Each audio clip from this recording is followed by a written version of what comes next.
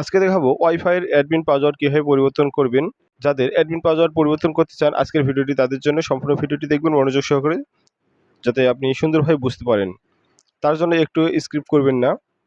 আর শুরুতেই আমি বলে দিচ্ছি, যারা আমার এই চ্যানেলটি এখনও সাবস্ক্রাইব করেননি, এরকম ভিডিও পেতে অবশ্যই চ্যানেলটি সাবস্ক্রাইব করবেন।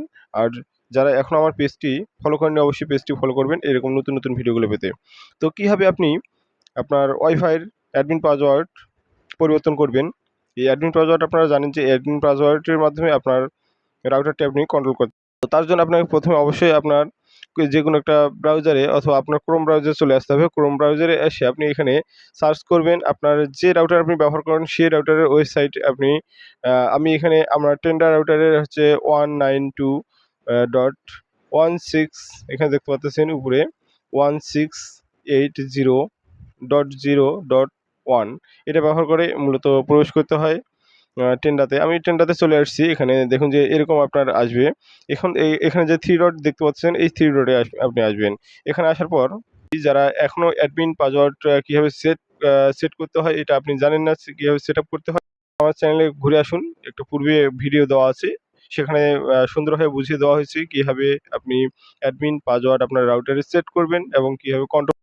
এখানে আপনি যারা পরিবর্তন করতে যাচ্ছেন চলে আসবেন এখানে অ্যাডমিনিস্ট্রেশন, এই অ্যাডমিনিস্ট্রেশনে চলে আসবেন। এখানে আসার পর এখানে এরকম একটা ইন্টারফেস আসবে। এখানে দেখতে পাচ্ছেন যে আপনাদের যদি অ্যাডমিন পাসওয়ার্ড সেট করা থাকে পূর্বে, তাহলে আপনি দেখতে পাবেন যে ওল্ড পাসওয়ার্ড আপনার আসবে। সেখানে আপনি পূর্বের পাসওয়ার্ডটি দিয়ে দিবেন। তারপর এখানে আপনি যেহেতু নতুন পাসওয়ার্ড সেট করতে যাচ্ছেন, পরিবর্তন করতে যাচ্ছেন, তাহলে আপনি নতুন যেটি দিতে যাচ্ছেন, যে পাসওয়ার্ডটি ব্যবহার করতে যাচ্ছেন নতুন করে, সেই পাসওয়ার্ডটি এখানে দিয়ে রাখবেন। তারপর এখানে দেখতে পাচ্ছেন রিপেস্ট নিউ পাসওয়ার্ড, মানে নতুন পাসওয়ার্ড যেটা ব্যবহার করতেছেন পুনরায় সেম টু সেম আপনাকে রিপেস্ট নিউ পাসওয়ার্ডটি ব্যবহার করতে হবে। এখানে এই পাসওয়ার্ডটি দেওয়ার পর এখানে নিচে চলে আসবেন। এখানে দেখতে পাচ্ছেন ওকে, এই ওকে বাটনে আপনি ক্লিক করে দেবেন। ওকে বাটনে ক্লিক করে দিলেই আপনার এখানে দেখতে পাচ্ছেন সেভিং, তারপর দেখতে পাচ্ছেন সেভড সাকসেসফুল। এই সেভ সাকসেসফুল দেখালে আপনার হয়ে যাবে। আপনি এখন ব্যাক করে চলে আসতে পারেন।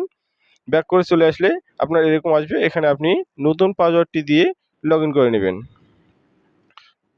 তো সুন্দরভাবে আপনার এরকম ইন্টারফেস আসবে। তারপর আপনি আপনার নতুন পাসওয়ার্ড ব্যবহার করে আপনি আপনার রাউটারকে কন্ট্রোল করতে পারেন।